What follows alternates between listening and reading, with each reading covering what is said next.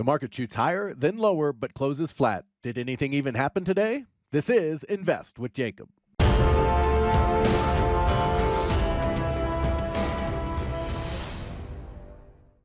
Okay, guys, so in yesterday's video, we talked about the fact that the market was still poised to push up toward the 4620 to 4640 area, as well as the NQ up to the 15.8 or 9 area. And we got just short of both of those targets on the Fed meeting before selling off after that. Now the question is, will they hit those targets? I'll get into that in just 1 second. But first, if you're new here, welcome to the show, guys. My name is Jacob Gabbard, and this is Invest with Jacob, where we use Elliott Wave Theory to break down the SP 500 and the NASDAQ.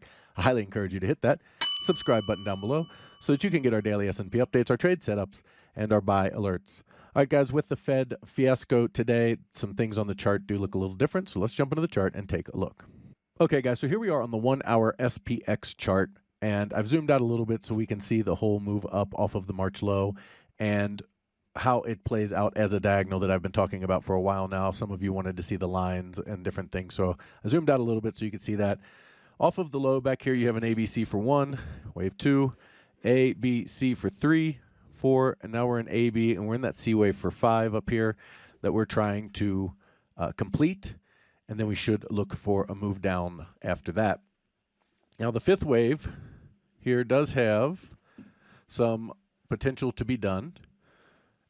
We have 1, 2, 3, 4. We made a new high here, which could be 5 up. We would expect them to push to the 1618 in general, which would be 4604, which comes in right around that 4620 to 40 area that I spoke about on the ES or the futures chart. So same basic target on both charts, and we are kind of finishing this area out here. Now, does it have to come up and hit this target? It does not. They can be done with this high. This could be the 5th wave higher, although it would be very short. They did make a 5th wave and sell off quite a bit, and it does make this move up look very ugly if they don't hold. So the final move here, this final 5th wave, as it's taking shape, is starting to also look like a potential diagonal, as you do have kind of a 1, 2, 3 here of all 3 wave setups that made a new high. Okay, and then you have a 4 down, potentially going to make a 5 up. But again, that spike up and then sell off today from the Fed kind of made the chart a little bit ugly in that regard. So as long as they hold below yesterday's high, and they come down and they break 45.22, and then break below this area right here, the top of this move that they made here around July 4th, which is about 44.56. If they can break through that, then we have a good idea that the top is in. And we'll either be getting an ABC pullback in the bullish count, where we get an ABC, okay, down toward about 4,300 or so, or we should be getting a 5-wave drop. And if it's an impulsive 5-wave drop, then we'd be looking for much lower lows. So 5-wave, we'd look for a wave 1 down, a 2, 3, 4, and 5 that breaks support. Then we get an ABC back up and then start to continue down again.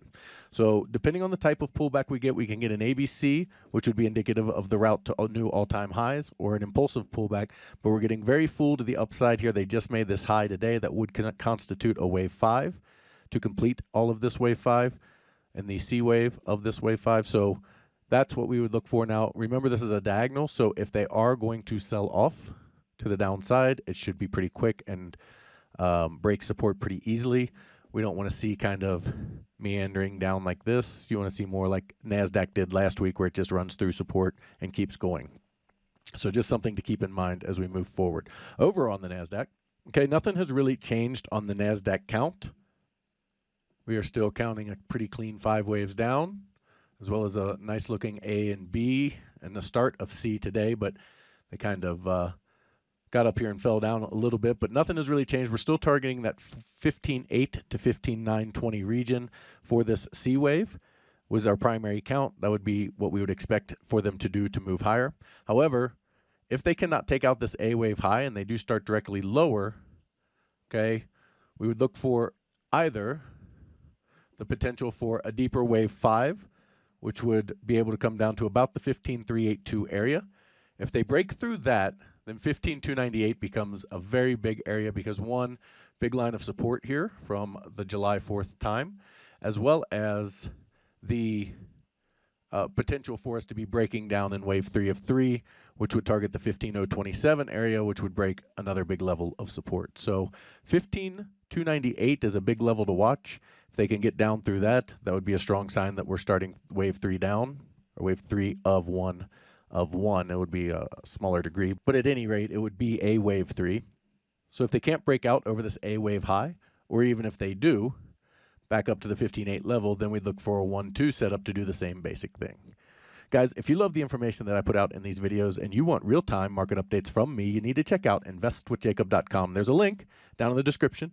Go ahead and click that link. It will take you right over to the website. Once you're there, check out our membership plans area. We have 2 incredible plans, and they both come with a 7-day free trial because I want you to get in there. I want you to make sure you love it and become part of our trading team before you ever spend a penny. You can cancel at any time.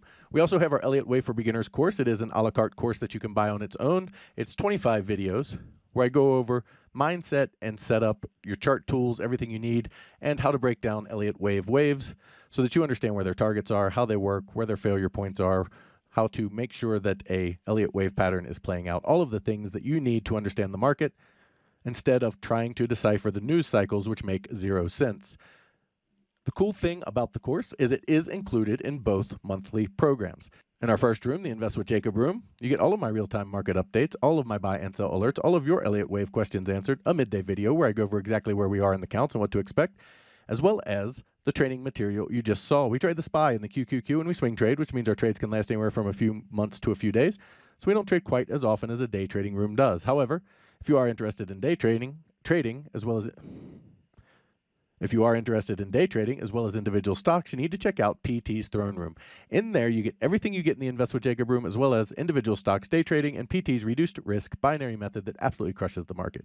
He gets you in at a cheap price and gets you big multiples on your money, and it's how he structures the trades that's so unique. Something you have to see to understand, and that's another reason we give you that 7-day free trial. He also started a challenge account where he put $4,000 into an account, trading mini ES futures, showing you how to build a small account into a large retirement or savings account. Guys, we would love to have you in these rooms so we can all make money together.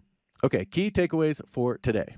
Right now, we're looking to see if we can take out this last high and reach that 4604 target, which would reach the 4620 to 40 ES area I've talked about for a while. Should they do that, we would look for resistance and then a push down from there. However, if they do hold under that high and break the support levels here at 4528, and then the top of the support here at 45.58, 56 area, that would be a strong indication the top is in and we're on our way down. Over on the NASDAQ, same thing we've been talking about. They do have the C wave target up to the 15.8 to 920 area. From there, we would look for them to push down in wave 3. However, if they do hold under this high and start to push down sooner and break through 15.298, that would be an indication we are already in wave 3. Guys, that is the market update for today. I'll talk to you tomorrow.